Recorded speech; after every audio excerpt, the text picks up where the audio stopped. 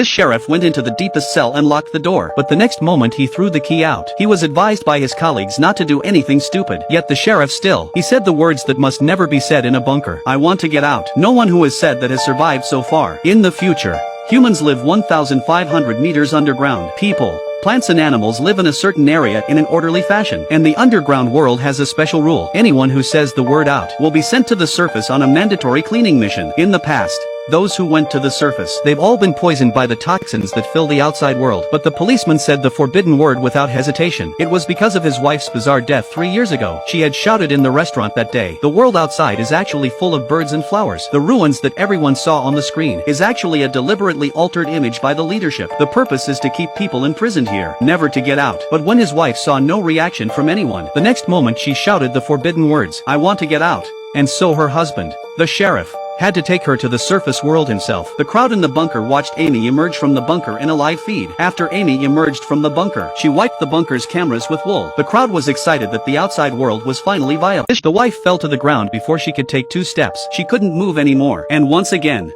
the hopes of the people were dashed. But only the sheriff knew. Before she left, she told him if she could survive in the outside world, she would wipe the bunker's cameras with wool. So there must be another reason for her death. To find out the truth, the policeman said the same thing, and so the mayor put him in a protective suit, and he was escorted out. The sheriff walked up the long flight of stairs to the surface world, but when the bunker door opened, he was amazed by the world outside. The surface world was just as his wife had said it would be. The grass was green and the sun was shining. There were even birds flying in the sky. He desperately wanted the people in the bunker to know the truth too, so he turned back to the bunker camera and ran as fast as he could. He wiped the dust off the camera with wool, but on the bunker's big screen, showed the opposite. The bunker people saw that the sheriff had also gone to the ruins. As the sheriff took a step towards his wife's body, he hadn't taken more than a few steps when he too felt dizzy. The sheriff suspected that the real toxin might be hidden in his own isolation suit, so he did something that no one had ever done before. He took off his helmet, but he was already in a very poor state of health. Within moments he collapsed next to his wife. Hopes of survival out there were dashed once again, and only one woman realized that. The sheriff must have had a reason for taking off his helmet before he died.